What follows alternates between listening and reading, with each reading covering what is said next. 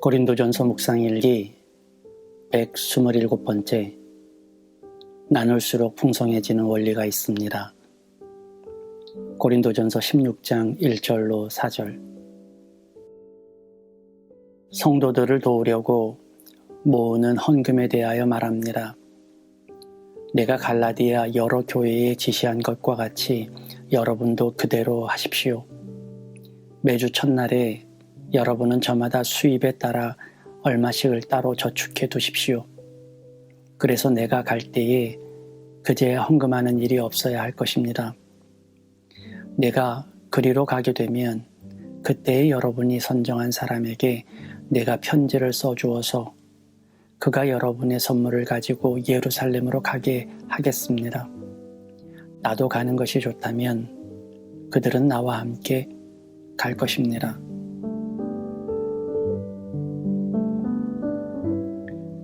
좋은 아침입니다. 지난밤 어둠 가운데 어제의 상심과 낙심, 실수와 반복된 죄들을 묻어버리고 이 아침 하늘이 밝은 것처럼 우리의 영혼에 새로운 빛으로 시작되는 하루이길 빕니다. 어제의 근심을 오늘 아침까지 끌고 오지 않기를 바랍니다. 오늘은 오늘 주시는 은혜로 사는 믿음의 가족들 되세요. 이제 고린도전서도 마지막 장에 이르렀습니다. 서신의 마무리인 만큼 바울은 인사와 함께 실제적인 부탁들을 나누는데요. 그 중에 첫 번째는 헌금에 관한 것입니다. 헌금에 관한 말씀을 나누는 것이 저는 매우 어렵습니다. 돈에 관한 이야기가 많은 사람들에게 부담이 될 것 같은 생각 때문일까요? 그래서 말씀 가운데서도 헌금에 대한 묵상은 극히 나누기를 꺼려하는 모습이 제게 있습니다. 그렇다고 헌금과 물질에 대한 철학이나 생각이 없는 것은 분명 아닙니다. 그런데도 입 밖으로 잘 안 나옵니다. 이를 저는 쿨하거나 세련된 모습으로 보지 않습니다. 오히려 비겁한 외면이라고 보는 편이 더 맞을 것 같아요. 또한 돈에 관한 부분을 유치하거나 저급하다고 여기는 잘못된 관습도 내 안에 있음을 고백합니다. 그럼에도 쉽지 않고 피하고 싶은 마음을 떨쳐버리지 못하는 연약함을 용서해 주시길 바랍니다. 다만 오늘은 말씀에 기대어 평소 저에게만 적용했던 헌금에 대한 하나님의 가르침과 생각을 짧게나마 담담히 나눠보고자 합니다. 바울은 고린도 교회뿐만 아니라 갈라디아 교회에도 헌금을 부탁했던 모양입니다. 이는 당시 전 세계적으로 불어닥친 기근과 관련된 것으로 보입니다.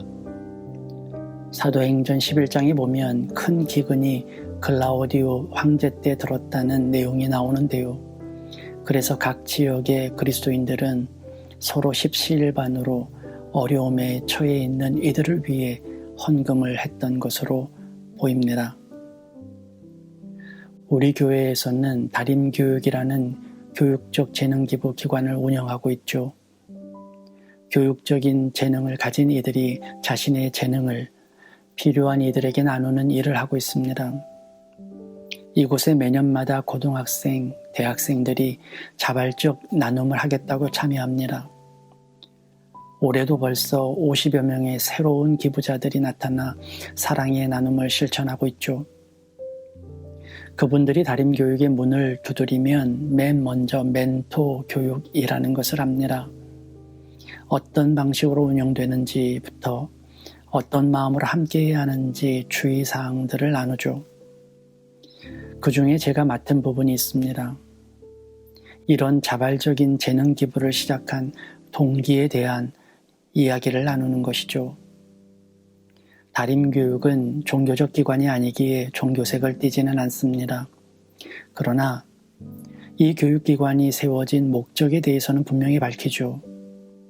그 목적이라 함은 바로 하나님께서 우리를 통해 이루고자 하시는 공평입니다. 공평은 물리적으로 하나님께서 똑같이 나누고 똑같이 갖는 방식으로 실현하시는 것이 아닙니다.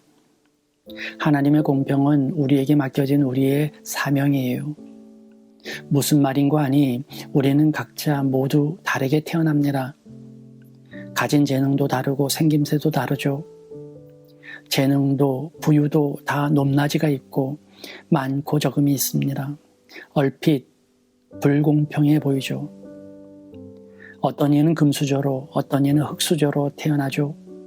어떤 이는 돋보이는 재능이 있는가 하면 어떤 이는 평범합니다. 공평하신 하나님이 창조하셨다고 하기에는 공평하지 않은 차이가 분명히 존재합니다. 그런데 그것은 공평에 대한 착각 때문입니다. 하나님의 공평은 우리를 통해 이루시는 시스템이기 때문이죠. 우리가 가진 재능과 남보다 더 가진 것들을 나누며 일치를 만드는 것이 공평이기 때문입니다. 우리의 직업 대부분이 이런 공평의 원리를 가지고 있죠. 교육 재능이 있는 교사는 학생을 가르치며 공평을 이루고 의료적 재능의 의사는 환자를 돌보며 공평을 이룹니다. 그들은 서로가 나누며 살죠. 만약 아무리 뛰어난 학식이 있어도 나눌 학생이 없으면 가치가 없을지도 모릅니다. 아무리 뛰어난 의술이 있어도 환자가 없으면 무용지물이듯이 말이죠. 우리의 이웃사랑은 이 공평의 원리가 우리에게 있기 때문입니다. 이 공평의 원리는 헌금의 원리에도 적용됩니다. 구약 성경에 보면 이스라엘 백성들이 12지파로 나뉘어 기업을 받는 장면이 나옵니다. 그런데 그 중에 레위 지파는 기업을 물려받지 못했습니다. 대신 다른 지파들은 자신의 소득의 10분의 1을 나누도록 했죠. 이것이 11조의 시작이었습니다. 이 11조를 어디에 써야 하는지, 레위 지파가 어떤 사람들인지를 따지기 전에 이 헌금은 하나님의 공평을 이루는 우리들의 거룩한 제도임을 우리는 인식해야 합니다.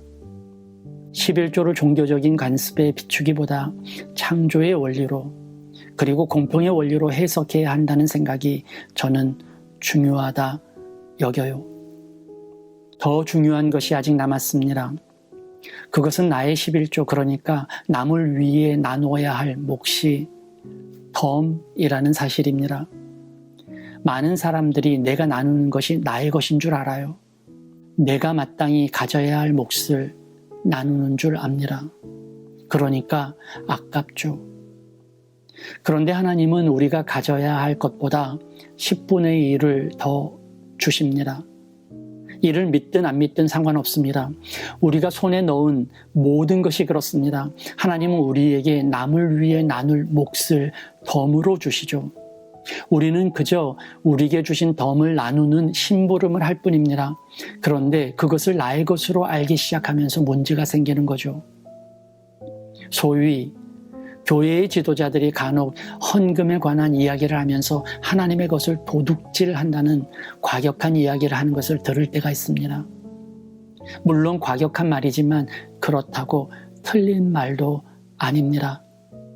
이것이 덤으로 우리에게 주신 것이라면 말이죠. 우리가 나눌 몫을 내 것으로 생각하게 되면 어떤 일이 벌어질까요? 그래서 나눌 것을 나누지 않는다면 어떻게 될까요?